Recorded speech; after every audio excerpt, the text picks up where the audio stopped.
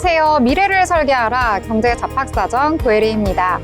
오늘은 증시가 참 좋아서요. 오늘도 좀 기분 좋게 경제 이야기, 주식 이야기 나눌 수 있을 것 같습니다. 오늘 밤도 두 분의 아나운서와 함께 하도록 하겠습니다. 안녕하세요. 안녕하세요. 네, 그럼 간밤 미증시부터 확인하고 넘어가도록 하겠습니다. 이 뉴욕 3대 지수 간밤에 혼조세로 마감을 했습니다. 혼조세긴 하지만 분위기가 굉장히 좋았는데요. 이 대형 기술주들이 앞다퉈 신고가를 기록하면서 일제히 오르는 모습이 나타났습니다. 이 나스닥 지수는 사상 처음 2만 선을 돌파한 가운데 다우 지수 같은 경우에는 이 숨고르기에 들어간 모습이 나타났는데요. 다우 지수는 소폭 내리면서 마감을 했고 나스닥 지수와 S&P 500 지수는 상승하면서 마감을 했습니다. 이 나스닥 지수와 S&P 500 지수 모두 이 거래일 연속 하락세를 딛고 반등에 성공을 한 건데요. 또 11월에 CPI 발표도 있었습니다. 이 월가의 예상과 일치를 하면서 이 연준의 금리 이 추가 인하 가능성을 지지하는 결과가 나왔는데요. 예상대로 연준에서는 금리 인하를 할 것이다라는 쪽에 더욱더 힘을 실은 모습이 나타났습니다. 이 종목별로 살펴보자면 분위기가 굉장히 좋았는데요. 이 M7 기업 중에서 7종목 가운데 5종목이 장중에 신고가를 경신하는 모습이 나타났습니다. 특히 애플 같은 경우에는 이 주가가 1980년 상장 이래 최고 수준인 250달러를 넘어서 이 장중에 250.8달러까지 오르는 모습이 나타났는데요. 알파벳과 아마존, 메타도 역대 최고가를 새로 쓰는 모습이 나타났습니다. 특히 테슬라 같은 경우에는요, 계속해서 좀 연일 좀 경신하는 모습을 보이다가 이번에 또 한 번 사상 최고가를 경신을 했습니다. 2021년 11월 수립한 최고가를 3년여 만에 경신을 했는데요. 정말 가지고 계신 분들은 너무나도 기분 좋은 그런 간밤의 미증시였을 것 같습니다. 또 알파벳 같은 경우에는 구글이 자체 개발한 양자 칩이죠. 이 윌로우를 공개한 후에 주가가 계속해서 좀 고공행진하고 있는 모습 나타나고 있습니다. 또 아마존도 자체 AI 칩 개발을 가속화하면서 좀 주가를 견인하는 모습이 나타났는데요. 특히 트럼프 같은 경우에는 테슬라 같은 경우에는 이 트럼프 행정부가 2기 수혜주로 주목을 받는 가운데 이 중국 시장 수요 급증에 힘이 입어서 주가가 상승한 모습이 나타났습니다. 그리고 증권가에서도 이 테슬라의 앞으로의 주가, 내년의 주가는 더욱더 상승할 것이다라는 긍정적인 의견을 내놓기도 했는데요. 이 뉴욕 증시 혼조로 마감하긴 했지만 종목별로 굉장히 강세를 보이면서 좀 종목별로 최고가 찍는 그런 종목들이 많았습니다. 우리 증시도 좀 미증시와 간만에 같이 좀 기분 좋게 마무리가 되었던 것 같은데요. 국내 증시도 함께 이야기 나눠보도록 하겠습니다. 희주 아나운서는 오늘 장 어떻게 보셨을까요? 오늘 우리 장 코스피, 코스닥 모두 다 상승으로 출발했거든요. 네, 그래서 오늘 시작부터 하루 종일 너무 기분 좋은 하루를 보낸 것 같아요. 오늘도 역시요. 그러면서 이제 시가총액 상위 종목들도 대부분은 빨간불을 많이 켜낸 모습을 또 장 내내 보이기도 했는데요. 강세 흐름 많이 보인 테마들이 이렇게 많았습니다. 그 중에서도 저는 오늘 첫 번째로 바이오 관련 테마에 좀 주목을 해봤습니다. 바이오 주가, 오늘 바이오 테마가 오늘 강세 보였는데요. 금리 인하 기대감이 되살아난 가운데 기업별 수주와 인수 성과도 투자 심리에 힘을 보탠 것으로 보여집니다. 밤사이 미국 11월 소비자 물가지수가 시장 예상치에 부합하면서 기준금리 인하 기대감이 되살아났는데요. 또 대규모 수주와 해외 기업 인수 등 긍정적인 이슈도 알려지면서 바이오 업종 전반에 훈풍이 불고 있는 것으로 보여집니다. 제약 바이오 테마에서 특징적인 흐름 보인 종목을 좀 살펴보면은요, SK 바이오팜인데요. SK 바이오팜은 오전부터 급등으로 출발했습니다. SK 바이오팜은 뇌전증 치료제 엑스코프리를 개발 중입니다. 이 SK 바이오팜의 미국 법인인 SK 라이프 사이언스는 뇌전증 초기 환자에게 엑스코프리의 효과를 확인하기 위한 임상을 준비 중이라고 합니다. 수니타 미스라 SK 라이프 사이언스 임상개발 부사장이 지난 8일에 이번에 최초 공개된 아시아인 대상 임상에서 엑스코프리가 매우 의미 있는 결과가 도출됐다고 인터뷰를 하기도 했었습니다. 이런 긍정적인 호재와 전반적인 바이오 테마의 강세 흐름 속에 SK 바이오팜이 긍정적인 영향 받은 것으로 보여집니다. 이어서 또 녹십자는 미국 캘리포니아 주에 있는 기업 ABO 홀딩스의 지분 전량을 인수했다는 소식이 있습니다. 오늘 녹십자도 강세 흐름 보였는데요. ABO 홀딩스는 미국 뉴저지, 유타, 캘리포니아 등 3개 지역의 6곳의 혈액원을 운영하고 있습니다. 역시나 기업 호재와 더불어서 오늘 녹십자 강세 보이면서 장중에 13% 이상 상승하는 흐름 보이기도 했었습니다. 오늘 바이오주가 워낙 강세라 특징적인 흐름 보인 종목 제가 하나만 더 말씀드리자면 대웅제약도 오늘 강세 보였습니다. 대웅제약이 비만 치료제를 개발 추진 중이라고 합니다. 이 소식에 영향받은 것으로 보여집니다. 오늘 대웅제약은 티온랩 테라퓨틱스, 대한유팜, 다림바이오텍과 비만 치료 사주 지속형 주사제 공동 개발을 위한 계약을 체결했다고 밝혔습니다. 새롭게 개발 중인 비만 치료제는 세마글루타이드 성분을 기반으로 기존 치료제 대비 효과적인 약물 방출과 지속성을 강화했다고 합니다. 대웅제약은 이 회사들과 연합체를 구성해서 비임상부터 임상 개발, 허가까지 각 사의 역량을 모아서 신속하게 개발할 계획이라고 합니다. 역시나 긍정적인 호재와 바이오 테마의 상승 흐름 속에서 급등 출발한 모습 보였습니다. 네. 제약바이오 주목을 해주셨는데요. 제약바이오 오늘 전반적으로 오늘장에서 강세를 보였습니다. 이 시가총액 상단에 위치한 종목들도 제약바이오, HLB를 제외하고 전부 강세를 보였는데요. 특히 대웅제약 말씀해 주셨는데 이 비만 치료제 기존에는 주 1회, 일주일에 한 번씩 맞았어야 했는데 이번에 좀 개발하는 건 한 달에 한 번만 맞으면 된다고 하더라고요. 훨씬 간편해졌기 때문에 많은 투자자분들 좀 더 이목이 집중되지 않았나 이러한 생각이 드는 내용이었습니다. 자, 그러면 또 다른 내용 한번 알아보려고 하는데요. 미니 아나운서는 오늘 어떤 테마 보셨을까요? 네, 오늘 9시 30분경에 윤석열 대통령의 대국민 담화가 있었는데요. 담화의 내용의 요지는 하야를 스스로 하지 못하겠다는 내용이었습니다. 이에 따라 정치 테마주가 기승을 부렸는데요. 인물별 정치 테마주 각각 살펴보도록 하겠습니다. 처음 만나볼 테마주는 이재명 테마주인 오리엔트 전공입니다. 오리엔트 전공은 자동차 부품 기업인데요. 이재명 대표가 과거 계열사인 오리엔트 시계에서 근무한 이력이 있어 관련 테마주로 지금 분류되고 있습니다. 차기 대권주자 관련 테마주인 만큼 투자자의 많은 관심을 받고 있는데요. 비상계엄 이후 4일부터 5일 연속으로 상한가 행진을 펼치다가 투자 경고 종목으로 지정되면서 전일 거래가 정지되기도 했습니다. 오늘 거래 정지가 풀렸는데요. 이후 다시 급등하는 모습이 나타났습니다. 두 번째 테마주는 조국 관련 테마주인 화천기계입니다. 오늘 조국 대표의 대법원 판결이 나왔는데요. 징역 2년이 확정되면서 다음 대선 출마가 불가능해졌습니다. 이에 따라 조국 테마주인 화천기계의 주가가 급락하는 모습이 나타났는데요. 화천기계의 전 감사가 조국 대표와 로스쿨 동문이라는 이유로 관련 테마주로 선정됐습니다. 대법원 판결 직전에는 상승하는 흐름이 나타났지만 이후 징역이 확정되면서 급락했습니다. 네, 정치 테마주 좀 최근 들어서 연일 좀 강세를 보였던 정치 테마주가요. 이 정치인의 개별 이슈에 따라서 오르고 내리고 희비가 좀 엇갈리는 것 같습니다. 이재명 테마주 계속해서 좀 강세를 보이고 있고요. 이 조국 관련된 테마주는 오늘 하락하는 모습이 나타났습니다. 이에 대한 반사 이익을 얻어서 또 김동연 지사에 관련된 테마주도 좀 상승하는 모습 보이고 있더라고요. 좀 새롭게 투자처를 찾고 계신 분들이라면 함께 살펴보시면 좋을 것 같고요. 다만 테마주는 오름폭과 내림폭 이 강하게 움직이는 모습 나타나니까요. 유의해서 투자하시길 바랍니다. 자, 그러면 희주 아나운서는 또 다른 테마 반도체 쪽 보셨다고요? 네, 맞습니다. 오늘 반도체 관련주가 굉장히 강세 보였더라고요.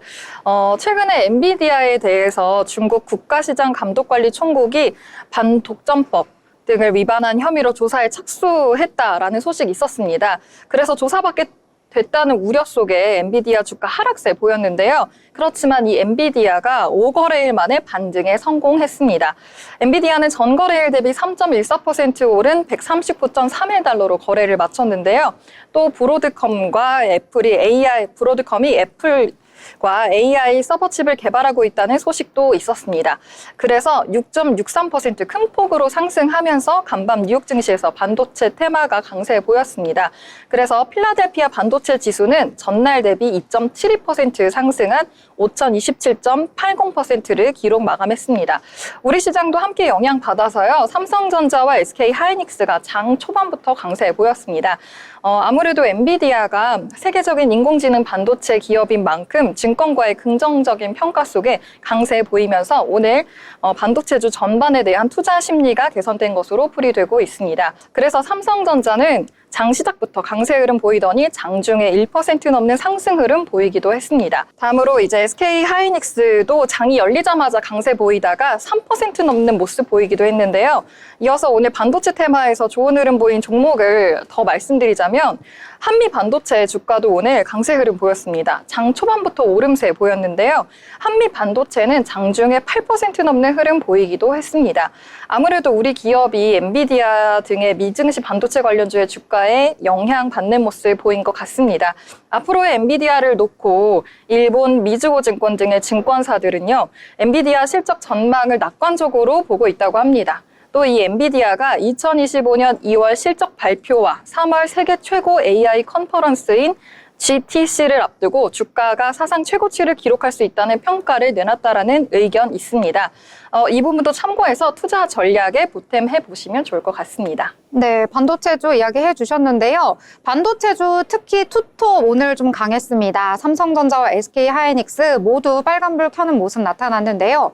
특히 SK 하이닉스 같은 경우에는 엔비디아와 함께 밸류체인에 엮이는 종목이기 때문에 오늘 간밤에 엔비디아의 상승과 더불어서 좀 강세를 보였던 측면이 있고요. 또 한미 반도체 역시도 이 엔비디아와 밸류체인이 엮이기 때문에 오늘 강세를 보였다 이렇게 보시면 될 것 같습니다.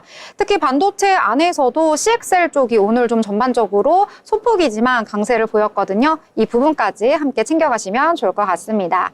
자, 이렇게 오늘장 그리고 미국장에 대해서 함께 이야기를 나눠봤습니다. 저희와 함께 이야기 나눠보시면서 미래를 위해 계획하는 전략 함께 만드시길 바랍니다.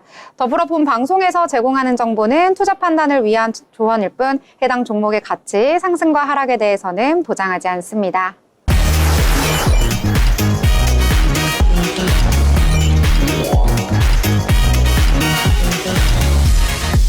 이번 시간은 이재규 기자와 함께 다양한 건설, 부동산 이슈를 알아보는 마켓 트렌드 시간입니다. 이재규 기자 나오셨습니다. 어서 오세요. 네, 첫 번째 소식부터 알아보도록 하겠습니다. 이 청약에 당첨되면 너무나도 기분이 좋은데요. 하지만 이 당첨자들이 최근에 좀 악몽에 시달리고 있다고 합니다. 이 정부의 대출 규제 강화와 더불어서 좀 혼란스러운 정국 때문에 이 아파트 입주를 앞둔 수분양자들이 이중고에 시달리고 있다고 하는데요. 이 수도권 신축 아파트조차 잔금을 마련하지 못해서 곤란을 겪고 있는 분들이 많이 생기고 있다고 하는데 어떤 내용인지 자세히 전해주시죠. 네, 수도권을 포함한 전국 아파트 입주 여건이 갈수록 악화되고 있습니다. 주택산업연구원 발표에 따르면 이달 전국 아파트 입주 전망 지수는 88.6으로 한 달 전보다 5.2포인트 하락했습니다. 특히 수도권에서 하락폭이 두드러졌는데요. 수도권 지수는 지난달 101.9에서 이번 달 90.6으로 11.3포인트 급락했습니다. 서울의 입주 전망 지수는 105.2에서 100으로 하락했지만 인천과 경기는 각각 17.2포인트, 11.3포인트 급락해 입주 여건이 더욱 나빠진 것으로 조사되었습니다. 네, 아무래도 내 돈을 모두 마련해서 집을 들어가기보다는 대출을 하기 때문에 이러한 대출 규제가 가장 큰 원인으로 보이는데요. 구체적으로 어떤 문제가 발생하고 있는 걸까요? 네, 핵심 문제는 대출 규제와 자금 조달의 어려움입니다. 특히 지난해 도입된 DSR 2단계 규제의 여파가 수도권 외곽 지역에 더 큰 영향을 미치고 있었습니다. 입주 지정 기간 동안 잔금을 완납하지 못하는 수분양자의 비율은 빠르게 증가하고 있는데요. 입주가 지연되고 있는 주요 원인 중 잔금 대출 미확보의 비율이 지난달 30.9%에서 37.9%로 급등했습니다. 여기에 분양권 매도가 지연되는 사례도 같은 기간 동안 1.8%에서 5.2%로 상승하면서 자금난이 더욱 심화되고 있었습니다. 네. 만약에 잔금을 치르지 못하면 그럼 입주가 취소가 되는 건가요? 잔금을 치르지 못하면은 그런 부분이 있죠. 네. 그러면 만약에 취소가 되게 된다면 미분양 물량이 크게 늘 것 같은데요. 이런 현상이 우리 주택 시장에는 어떤 영향을 미칠까요? 예, 잔금 미납은 단순히 입주 지연을 넘어서서 미분양 물량 증가로 이어질 수가 있습니다. 이는 주택 수요 감소와 주택 공급 위축으로 같이 연결되면서 장기적으로는 시장 전체의 안정성을 해칠 수가 있는 우려를 낳고 있지요. 주택 공급이 위축이 되면은 새 아파트의 공급이 줄어드는 상황에서 기존 재고가 소진되지 않아 주택시장 전반에 연쇄적인 부작용을 초래할 수가 있습니다. 특히 수도권 내 신규 아파트 공급 감소는 실수요자들에게 직접적인 영향을 미칠 가능성이 굉장히 큽니다. 그런데 또 보니까 수도권 아파트 가격도 영향을 받고 있다고 들었는데요. 네, 수도권의 집값 상승세가 지금 굉장히 좀 둔화되고 있었습니다. 한국부동산원에 따르면 서울 아파트 가격의 상승폭은 지난 8월 최고점 0.32%를 찍은 뒤 점점 낮아져 이달 첫 주 기준 0.04%에 그쳤습니다. 특히 강동구는 서울 25개 자치구 중 유일하게 아파트 가격 하락이 0.02%로 하락을 하였습니다. 이는 서울 내 아파트 가격 하락 사례로는 약 7개월 만의 일이어서 주목받고 있습니다. 또한 서울과 경기 일부 지역에서는 마이너스 P 매물이 나오고 있어 시장 분위기가 냉각되고 있음을 보여주고 있습니다. 네. 마피 매물까지 나온다고 하니까 좀 심각한 것 같은데요. 지금 전국이 좀 혼란하다 보니까 이러한 부분도 부동산 시장에 영향을 미치고 있다고 합니다. 혹시 전문가들이 내놓은 해결책 같은 것들도 있을까요? 네, 전문가들은 대출 규제 완화와 정책 예측 가능성 강화를 강조하고 있습니다. 한 주택업계 관계자는 실수요자와 수분양자를 위한 잔금 대출 정상화가 시급하다고 말했고요. 중도금과 잔금 대출 제한은 미분양 증가와 공급 위축이라는 악순환을 초래할 수 있으므로 신중한 정책 검토가 필요하다고 밝혔습니다. 또한 정부가 부동산 정책을 보다 일관성 있게 운영해야 한다는 지적도 나오고 있습니다. 예측 가능한 정책 운영이 시장 안정화의 핵심이라는 점입니다. 네. 이 정부와 금융기관이 보다 정밀한 대책을 마련할 수 있도록 신속한 조치가 필요할 것 같습니다. 네, 이어서 두 번째 소식은요. 2025년 을사년이 시작되면서 부동산 시장에 큰 변화가 예고되고 있습니다. 정부는 가계부채 관리와 주택 공급 확대를 목표로 여러 새로운 정책과 제도 변경을 발표했는데요. 대출, 세제 혜택, 재건축, 친환경 주거 등 다양한 분야에서 변화를 맞게 될 것으로 보입니다. 이재규 기자님 자세한 소식 전해주시죠. 네, 2025년부터 부동산 시장에 영향을 미칠 주요 제도 변경 사항을 좀 살펴보겠습니다. 먼저 대출 부분인데요. 주택담보대출과 신용대출을 이용하는 차주의 부담이 줄어들 전망입니다. 중도 상환 수수료가 절반 수준으로 축소가 되는데요. 주택담보대출과 신용대출의 기존 중도 상환 수수료는 낮아질 거라고 이야기를 했습니다. 전문가는.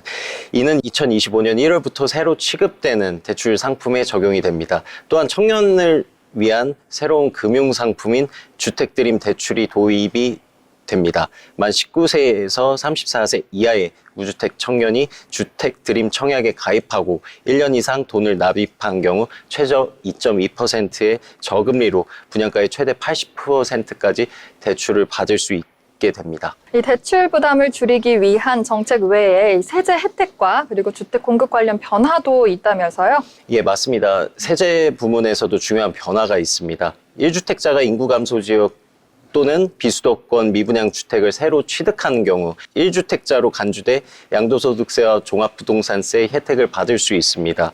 예를 들어 비수도권에서 전용 면적 85제곱미터 이하 취득가액 6억 원 이하의 미분양 주택을 구입하면 고령자나 장기 보유자에게는 최대 80%까지 세액 공제가 적용이 되고 양도세는 12억 원까지 비과세 혜택을 받을 수 있습니다.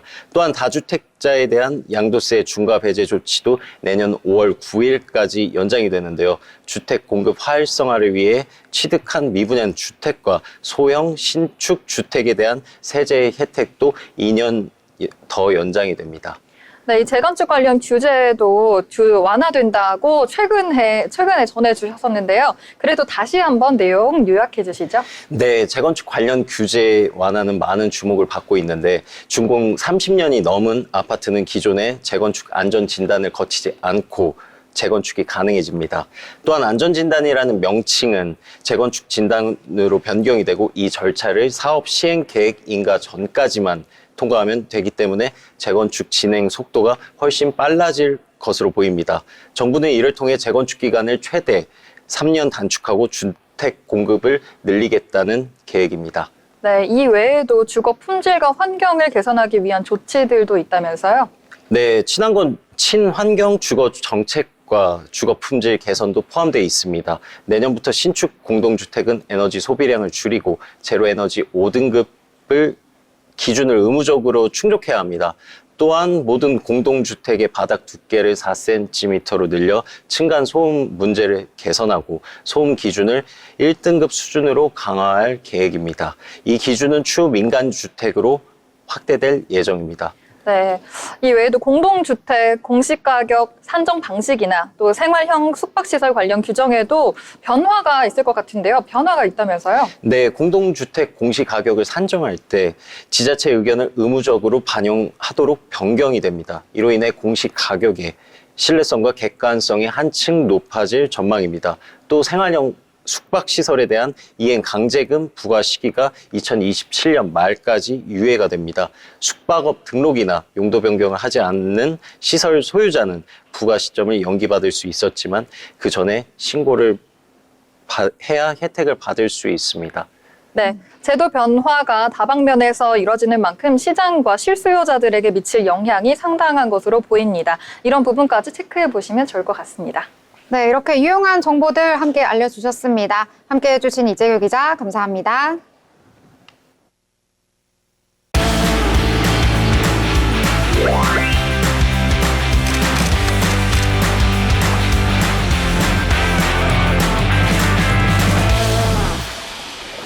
네, 이번 시간은 전국의 축제, 전시, 하프를 알아가 보는 시간이죠. 어디 갈까 시간입니다.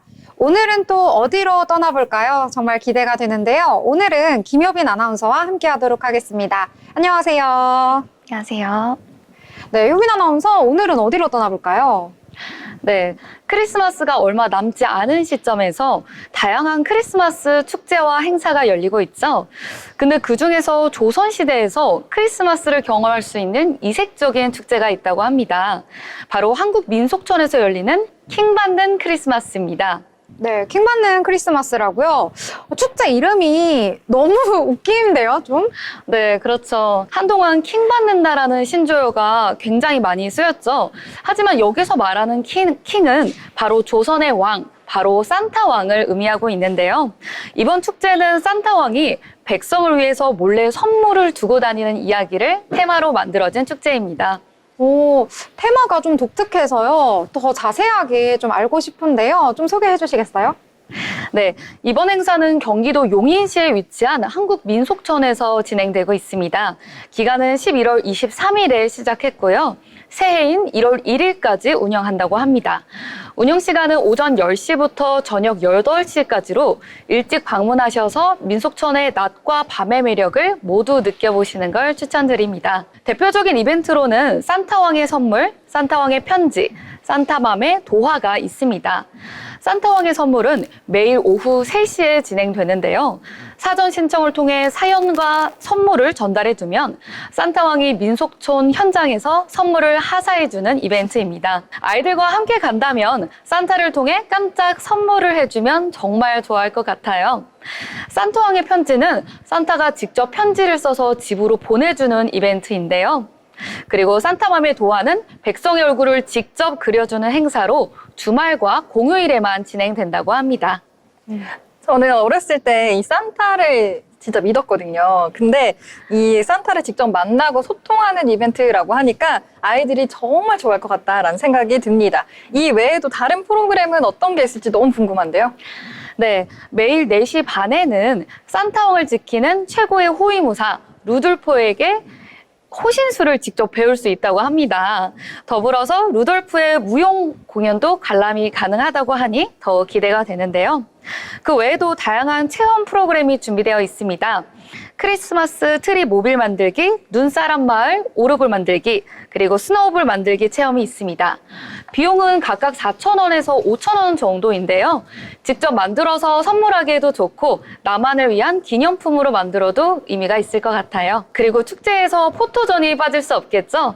조선 한옥 속의 크리스마스 조명과 비밀의 눈 마을 등 대표 포토존에서 사진을 꼭 남기시는 것을 추천드립니다. 또한 크리스마스 행사의 꽃, 바로 크리스마스 마켓도 진행한다고 하니 함께 둘러보시면 더욱 좋을 것 같습니다. 네. 축제 이름부터 좀 독특하다 이런 생각이 들었는데 이 산타왕을 지키는 루돌프, 호위무사 루돌프까지 너무 재밌는 것 같아요. 그래서 꼭 가보고 싶다는 생각이 드는데요. 그렇다면 또 입장료가 중요하잖아요. 입장료가 어떻게 될까요? 그렇죠. 입장료는 성인 기준 종일권 35,000원, 그리고 야간 입장권은 32,000원입니다. 하지만 매달 바뀌는 할인 이벤트가 다양하게 준비되어 있어서 할인 받으시면 10,000원대에 주로 입장권 구매가 가능합니다. 또한 크리스마스 당일까지 산타와 루돌프 의상이나 액세서리를 2개 이상 착용하고 오시면 입장 할인도 해드리고 있으니 크리스마스를 더욱 즐겁게 만끽하실 수 있을 것 같아요. 더불어 한국민속촌이 올해 50주년을 맞이했다고 합니다. 그래서 특별한 할인 행사를 많이 하고 있는데요. 홈페이지를 통해 자세한 내용 확인해 보시길 바랍니다. 네, 오래됐다고 생각은 했지만 50주년을 맞았다니까 더 대단하다라는 생각이 드는데요. 근데 사실 한국 민속촌 하면은 저는 이 한복이 떠올라요. 그래서 이 한복 체험이 없으면 서운할 것 같다라는 생각이 드는데요. 혹시 한복 체험 같은 것도 혹시 따로 있을까요? 네, 맞습니다. 그 크리스마스 행사와 별개로 한국 민속촌에서는 한복을 입고 올 경우 입장료 할인을 따로 해드리고 있는데요. 한복의 대중화를 위해 한복 캠페인을 하고 있다고 합니다. 한복을 미리 입고 오지 못했어도 민속촌 안에서 한복 대여가 따로 가능한데요. 민속촌에서 한복을 입고 사진을 남기면 더욱 즐거운 추억이 될 것 같아요. 네, 한국 민속촌이니까 한복을 입고 사진을 찍어도 너무 좋을 것 같고 가서 대여까지 가능하다고 하니까 더 좋을 것 같은데요. 자, 그럼 마지막으로 혹시 더 알차게 즐길 수 있는 꿀팁이 있을까요?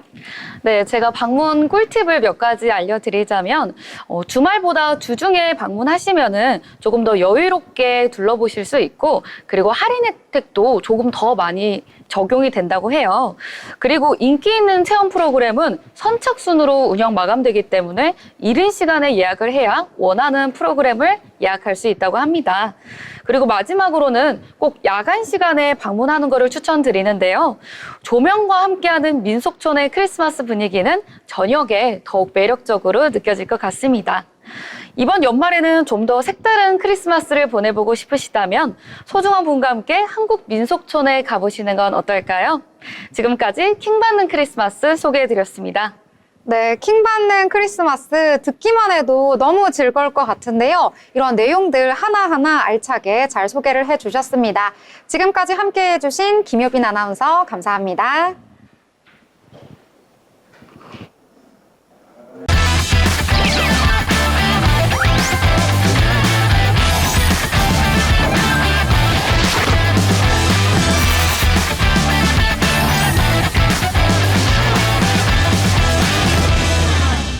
네, 이번 시간은 돈을 잘 벌고 싶은 이 고수가 되고 싶은 아나운서들이 모여서 경제 이야기, 주식 이야기 나눠보도록 하겠습니다. 그 전에 오늘 장에 대해서 한번 마무리 정리를 해봐야 될 것 같은데요. 오늘 장 미니 아나운서 어떻게 끝이 났을까요? 네, 오늘 마감 시황 함께 살펴볼 건데요. 오늘은 말 그대로 빨간불이 간만에 들어왔던 날이었습니다. 오늘 코스피는 상승 흐름이 나타났는데요. 장 초반부터 상승하는 모습이 나타났습니다. 하지만 이후에 대통령 담화가 시작되면서 상승폭이 좀 축소되는 모습이 보여졌는데요. 이후에 다시 오름세가 나타나면서 장 마감에는 전날 대비 1.62% 상승한 2,482.12포인트의 장을 마쳤습니다. 다음으로 코스닥도 함께 살펴볼 건데요.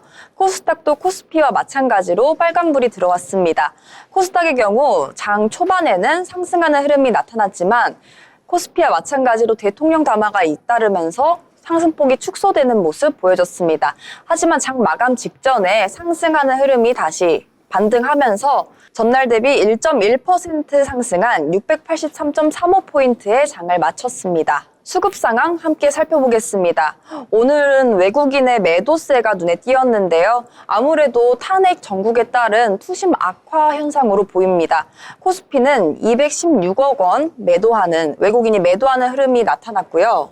반면 기관은 1,533억 원을 매수했습니다. 개인도 외국인과 마찬가지로 2,480억 원을 물량을 담았습니다. 다음은 코스닥 수급인데요. 코스닥은 개인의 매수세가 눈에 띄었습니다. 개인이 1,425억 원을 물량을 담았고요. 반면 외국인과 기관은 각각 637억 원, 기관이 772억 원의 물량을 팔았습니다. 다음으로 시가총액 상위 1위부터 10위까지 종목 함께 살펴보도록 하겠습니다. 먼저 코스피 시가총액 상위 1위부터 10위까지입니다. 오늘 코스피는 전반적으로 빨간불이 들어왔는데요. 아무래도 구글의 양자역학 컴퓨터 개발에 따른 반도체와 2차 전지주의 호재가 작용한 것으로 보입니다. 삼성전자는 전날 대비 3.52% 상승한 55,900원의 장을 마쳤고요. SK하이닉스 역시 2.5% 상승했습니다. LG에너지솔루션도 7% 넘는 상승세를 보이며 40만 원 선에 장을 마쳤습니다. 다음으로 코스닥 지수 함께 살펴보도록 하겠습니다. 코스닥도 코스피와 마찬가지로 전반적으로 빨간불이 들어와 있는데요.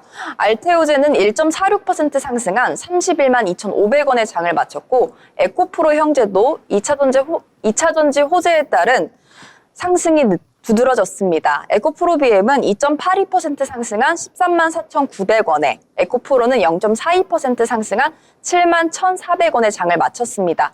반면 제약 바이오주는 하락하는 모습이 나타났는데요. HLB의 경우 5.13% 하락한 7만 300원의 장을 마쳤고요. 리가켄 바이오도 0.82% 소폭 하락했습니다. 네, 지금까지 마감 시황 함께 살펴봤습니다. 네, 오늘장 그래도 기분 좋게 마무리가 되었습니다. 코스피와 코스닥 모두 상승하면서 마감을 했는데요. 코스피 같은 경우에는 전일 대비 1.62% 상승하면서 2,482선에서 마감을 했습니다. 윤석열 대통령의 담화 이후에 오히려 빠르게 상승폭 키워나갔는데요. 이 담화 이후에 전국이 좀 빠르게 마무리가 될 수도 있다, 해결이 될 수도 있다라는 투자자들의 수급이 몰리면서 오늘 지수가 상승하는 모습을 보여줬습니다. 장 막판에 더욱더 힘을 내주면서요. 2,482선에서 거래를 마쳤다 이렇게 보실 수가 있겠고요. 코스닥 같은 경우에는 오늘 좀 등락이 나오긴 했었는데요. 그래도 역시 장 막판에 좀 상승폭 키워가면서 전일 대비 1.1% 오른 683선에서 거래를 마쳤습니다. 오늘 장에서는요, 기관이 좀 코스피 지수를 받쳐줬다 이렇게 보실 수가 있겠습니다. 기관이 오늘 1,500억 원대 매수를 하긴 했는데요. 지금 12거래일 연속해서 지금 사자 행렬 보이고 있습니다. 기관이 아니라면 수급이 더 안 들어왔을 뻔했는데 그래도 기관이 좀 받쳐주고 있다 이렇게 보실 수가 있겠고요. 오늘 장에서는 이렇게 지수가 큰 폭으로 오른 데에는 시가총액 상단에 위치한 종목들이 좀 강세를 보였기 때문에 지수를 끌어줬다 보실 수가 있겠습니다. 특히 코스피에서는 삼성전자와 SK하이닉스 같은 좀 시총이 큰 종목들이 상승을 해줬기 때문에 지수를 끌어줬다 이렇게 볼 수가 있겠고요. 코스닥 같은 경우에는 일부 종목이 좀 하락하긴 했지만 대체로 좀 상승하는 모습이 나타났습니다. 오늘 장 그래도 어제에 이어서 또 빨간불을 켜줬던 장이었는데요. 기분 좋게 오늘 장에 대해서도 이야기를 나눠보도록 하겠습니다. 자, 희주 아나운서는 오늘 장에서 어떤 점을 좀 주목하셨나요? 오늘 장에서 양자 암호 테마 있잖아요. 어제에 이어서 오늘도 흐름 좋더라고요. 구글이 지난 9일 기존의 슈퍼컴퓨터로는 우주의 나이보다 긴 시간이 걸리는 계산을 5분 안에 끝낼 수 있는 양자 컴퓨터를 개발했다고 발표했습니다. 바로 윌로우라는 반도체를 갖춘 양자 컴퓨터가 10세틸리언의 시간이 걸리는 계산을 5분 안에 해낸다는 내용이었는데요. 구글이 자체 개발한 양자 칩 윌로우를 공개한 이후에 알파벳 주가가 사상 최고가를 기록했다는 소식이 우리 국내 장에도 영향을 줬습니다. 그중에서도 엑스게이트가 오전부터 강세 보였습니다. 엑스게이트는 양자 암호화 및 보안 솔루션을 전문으로 하는 업체입니다. 주로 양자 난수 생성기 기술을 활용한 다양한 보안 제품을 개발하는데요. 엑스게이트는 양자 난수 생성기 기술을 적용한 VPN 솔루션을 제공하고 있고요. 국내 VPN 시장에서 선도적인 위치를 차지하고 있습니다. 아무래도 양자 컴퓨팅의 위협으로부터 데이터를 안전하게 보호하는 데 필수이고 또 방산, 금융 등의 보안이 중요한 산업에 양자 암호화 기술을 적용하고 있기 때문에 수주에도 긍정적인 영향이 있을 것으로 예측한 것으로 보여집니다. 또 전 세계 양자 기술 시장은 2030년까지 연평균 29.2% 성장을 예상하고 있습니다. 과학기술정보통신부와 한국지능정보사회진흥원, 미래 양자융합 포럼이 발간한 2023 양자정보기술 백서에 따르면 양자 기술 시장 규모는 지난해 25조 9,024억 원에서 2030년 155조 5,112억 원으로 규모로 이 규모로 성장할 것으로 전망도 하고 있습니다. 이런 부분을 참고해 보시면 좋을 것 같습니다. 엑스게이트는 오늘 상한가 가면서 9,250원으로 종가 마감했는데요. 이 양자 암호 테마가 뜨거운 가운데 또 특징적인 흐름 보인 종목이 있습니다. 바로 한국첨단소재입니다. 한국첨단소재는 또 한국전자통신연구원과 함께 양자 컴퓨터 사업을 진행하고 있습니다. 지난해 양자 키분배 기반 양자 암호통신용 간섭계를 상용한 바 있기도 한데요. 한국첨단소재는 오늘 오전부터 오르락 내리락 하는 흐름 보이다가 장중에는 그래도 4% 넘게 강세 보였습니다.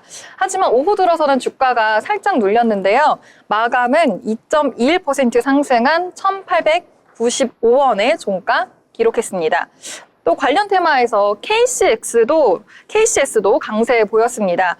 오전에 VI가 발동되기도 했지만 오늘 장중에 52주 신고가를 경신하기도 했는데요. 이 KCS는 14.68% 상승하면서 1,370원으로 종가 마감했습니다. KCS는 오늘까지 하면 3거래일 연속 상승 마감한 흐름 보여주고 있습니다. 그런데 이 양자 암호와 양자 컴퓨터 관련 테마의 강세 속에서 이런 점도 알아두시면 좋을 것 같습니다. 양자 컴퓨터는 사실 실용화하기에는 너무 많은 오류를 내고 있다고 합니다. 하지만 구글은 큐비트의 수를 늘림으로써 계산 오류를 기하급수적으로 줄일 수 있음을 입증했다고 하는데요. 이에 따라서 전문가들은 양자 컴퓨터의 활용이 불가능을 넘어서 시기의 문제일 뿐이 된 것으로 보고 있기도 합니다. 또 일각에서는 또 구글이 성공했다고 발표한 계산은 현실에서는 활용하기 어려운 난수를 만들어내는 계산이다라면서 양자 컴퓨터는 아직 오류가 너무 심해서 현실에 적용하기는 이른 단계다라는 사실이 있으니까요. 이런 점까지 모두 참고하셔가지고요. 투자에 유의해 보시면 좋을 것 같습니다. 네, 양자 암호 관련해서 이야기해 주셨는데요. 이 미증시에서 양자 암호 쪽이 강세를 보이니까요. 국내 증시까지 이러한 훈풍이 이어진 것 같습니다. 양자 암호 테마 어제도 강세 보였는데요. 오늘도 우리 시장에서 강세를 보였습니다. 특히 엑스게이트 같은 경우에는요. 어제도 상한가였는데 오늘도 또 한번 상한가를 기록했거든요. 참고해 보시면 좋을 것 같습니다. 자, 그러면 또 다른 테마 함께 이야기해 보려고 하는데요. 역시 최근 들어서 빠질 수 없는 이야기 바로 정치 테마주 이야기인데요. 또 새롭게 떠오른 정치 테마주가 있다고 합니다. 이 조국 관련 테마주가 이제는 좀 저물고 반사 이익을 얻은 김동연 경기도지사 관련 테마주가 좀 떠오르고 있다고 하는데요. 어떤 종목 보셨을까요? 네, 이제 김동연 테마주 같은 경우에는 SG글로벌이라는 새로운 테마주인데요. 지난달 이재명 대표가 공직선거법 1심 재판에서 징역형 집행유예를 선고받은 적이 있습니다. 만약 2심과 3심 재판에서도 벌금 100만 원 이상의 형이 확정된다면 이재명 대표는 5년 동안 피선거권이 제한되게 되는데요. 따라서 공직선거법 형량이 확정되는 시점 이전에 대선을 치러야 한다는 목소리가 높아지고 있습니다. 따라서 조기 대선 여부가 이제 이재명 대표의 대선 출마에 큰 영향을 미치고 있는데요. 만약 조기 대선이 이루어지지 않는다면 이재명 대표의 출마는 어려워지기 때문에 새로운 대권 출마 대권 후보를 이제 가져와야 하는 상황입니다. 이에 따라 대권 잠룡이라고 불리는 김동연 경기도지사의 행보가 주목을 받고 있습니다. 더불어 김동연 테마주로 불리는 SG글로벌도 급등세를 보이고 있는데요. SG글로벌은 자동차 부품 회사로서요. 김동연 도지사의 고향에 소재한 기업이라는 이유로 관련 테마주로 선정된 것으로 보입니다. 이제 네 번째 테마주는 이수페타시스라는 테마주인데요. 오늘 이수페타시스는 유상증자를 강행하겠다는 입장을 새롭게 발표했습니다. 투자자의 반발에도 해당 입장을 고수하겠다는 건데요. 이는 탄소 신소재를 개발하는 기업인 제이오 인수를 위한 자금 조달 때문이라고 합니다. 금감원이 지난 2일 장 마감 이후 이수페타시스의 정정신고서 제출을 요구하면서 이튿날 주가가 다시 26%가량 상승했지만 이수페타시스가 오늘 정정신고서를 내면서 급락하게 됐습니다. 네, 이렇게 여러 가지 이야기해 주셨는데요. 김동연 지사 관련된 테마가 떠오르면서 조국 관련주들은 급락하는 모습을 보여줬습니다. 특히 오늘 같은 경우에는요, 화천기계가 장 초반에는 빨간불 켜면서 좀 상승하는 모습을 보여줬는데요. 그런데 갑자기 11시 무렵에 하락 전환한 이후에 17.9%까지 내려가면서 마감을 했다라고 보실 수가 있겠습니다. 조국 관련 테마주 일제히 다 하락을 했기 때문에요. 가지고 계신 분들은 많이 놀라셨을 것 같은데요. 새로운 테마주 찾으시는 분들은 한번 참고해 보시면 좋을 것 같습니다. 자, 그러면 희주 아나운서, 오늘 화장품 쪽 보셨다고요? 오늘요, 저는 사실 게임 테마를 좀 봤는데요. 아, 게임이요? 네. 화장품 테마는 어제 방송에서 너무 잘 말씀해 주셨기 때문에 저는 한번 게임 테마에 대해서 한번 말씀드릴게요. 오늘 게임 테마가 오늘도 강세 보였습니다. 오전 장중에는요, 액션 스퀘어와 링크드 그리고 컴투스 홀딩스 등이 테마 상승을 이끌기도 했습니다. 게임 테마는 경기 흐름의 영향을 크게 받지 않고 또 수출 경쟁력을 또 보유하고 있기 때문에 신규 게임 성장 및 25년 글로벌 멀티플랫폼 개발 대작들이 대거 출시한다는 소식과 함께 테마 상승 이끈 것 같습니다. 그중에서 특징적인 흐름 보인 종목은요, 액션 스퀘어인데요. 오늘 국내 게임사 이 액션 스퀘어가 장형국 위메이드 부회장이 대표이사로 내정됐다는 소식에 상한가를 기록했습니다. 오늘 상한가 가면서 1,545원의 종가 기록했습니다.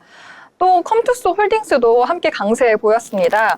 컴투스 홀딩스는 크리스마스 시즌을 맞아서 이 MMORPG 제노니아의 크리스마스 설원 대축제 이벤트를 개최한다고 오늘 발표했습니다. 이번 이벤트는 다음 달 2일까지 진행되는데요. 어떤 이벤트냐 하면요, 이 게임 내 크리스마스 테마의 기념 던전을 통해서 산타크로스 주화를 모아요. 그리고 다양한 보상을 받을 수 있다고 합니다. 수집한 주화는 크리스마스 트리로 또 교환을 해서 이벤트 컬렉션에 등록할 수 있는데요. 추가 능력치를 얻을 수 있는 이벤트라고 합니다. 재밌을 것 같다라는 생각이 드는데요. 약간 옆에서 혜림 아나운서님 웃는 소리가 아주 들렸거든요.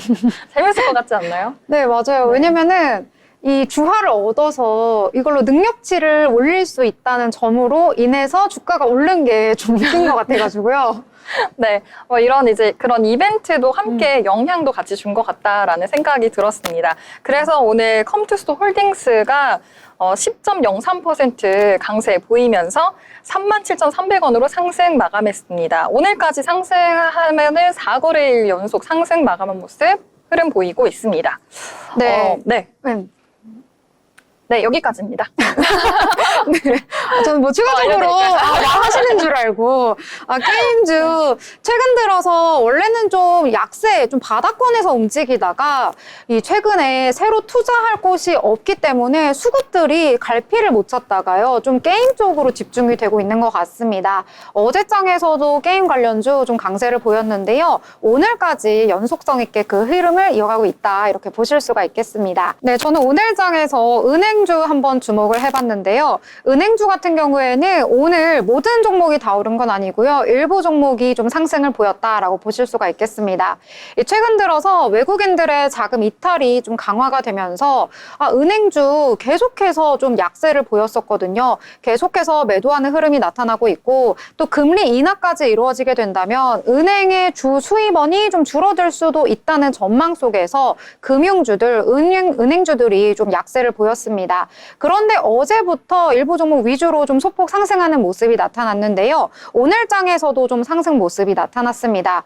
이 증권사에서 보고서를 냈는데요. 이 비상계엄이 선포된 이후에 이 4대 금융지주 기준으로 주가가 평균 21%대가 하락을 했다고 합니다.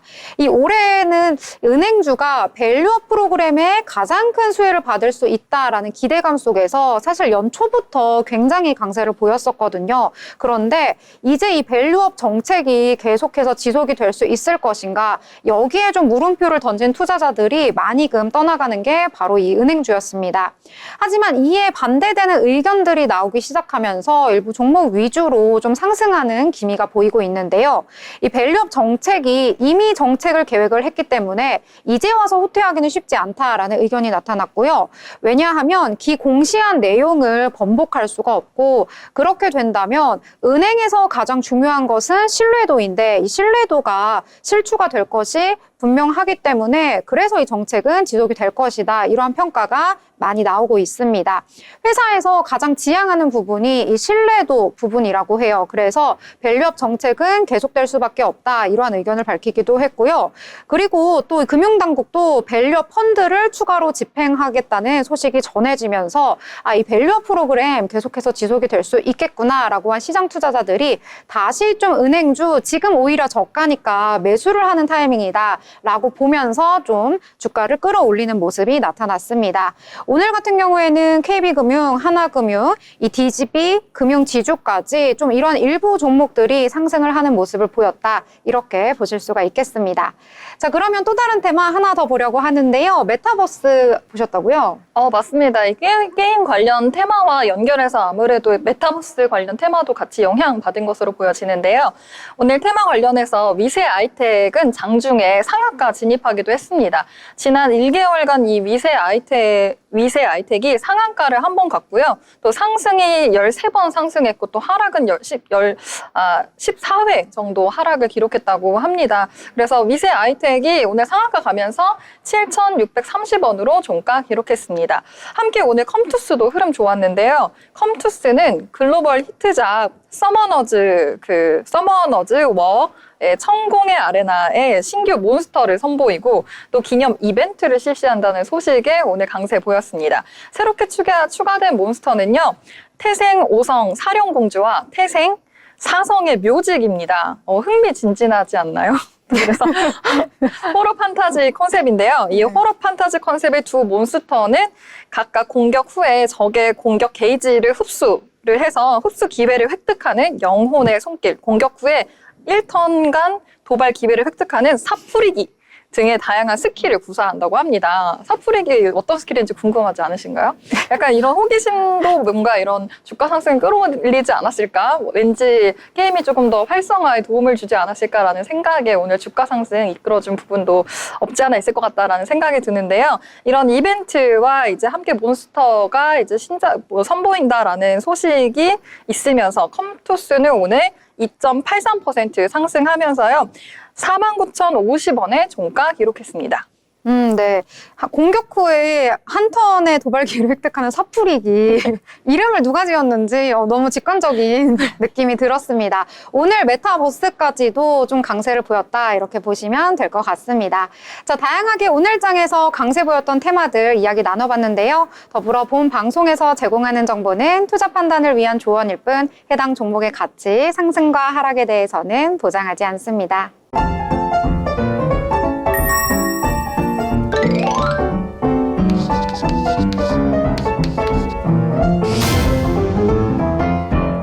네, 오늘장에 대해서 한 줄로 마무리를 해보도록 하겠습니다. 오늘장 한 줄로 표현해보는 시간인데요. 미니 아나운서, 오늘장 한 줄로 어떻게 표현할 수 있을까요? 네, 저는 오늘장을 새로운 기회의 장이라고 표현하고 싶은데요. 윤석열 대통령의 탄핵 관련 논란이 있어서 우리 장이 조금 힘든 모습이 나타나기도 했지만 정치 관련 테마가 급부상하면서 분명히 이득을 보신 분들도 존재할 것 같습니다. 해당 부분 면밀하게 살펴보신 다음에 투자 수익 거두셨으면 좋겠습니다. 네. 위기를 기회로 만드는 기회장이라고 표현해 주셨습니다. 자, 희주 아나운서는 오늘장 어떻게 한 줄로 표현해 볼까요? 저번 혜림 아나운서님께서 그 한번 한 줄평 해주셨던 산타 관련된 한 줄평 해주셨거든요. 네. 웰컴 산타 이렇게요. 그거에서 힌트를 얻어가지고요. 오늘 계속 이제 저희 국내장에 계속 좋은 흐름 계속 3거래일 연속 보이고 있잖아요. 그래서 산타 할아버지 가지 마세요. 가지 마세요. 라고 네. 한 줄평을 남겨볼게요. 네. 이 손바닥 내미는 거 약간 그 네. 슈퍼주니어 느낌이 났는데요. 제가 그때 산타 할아버지를 불렀었는데 곧바로 좀 찬물이 끼얹어져가지고 온통 우리 시장이 좀 얼어붙었는데요. 저는 이제 크리스마스 2주 정도 남았더라고요. 그래서 저도 산타랠리 기대해보자 이렇게 정리해보도록 하겠습니다. 자, 오늘 방송도 이렇게 마무리가 되어가고 있습니다. 목요일도 잘 마무리하시고요. 저희는 금요일 방송으로 다시 찾아뵙도록 하겠습니다. 시청해주신 여러분 고맙습니다.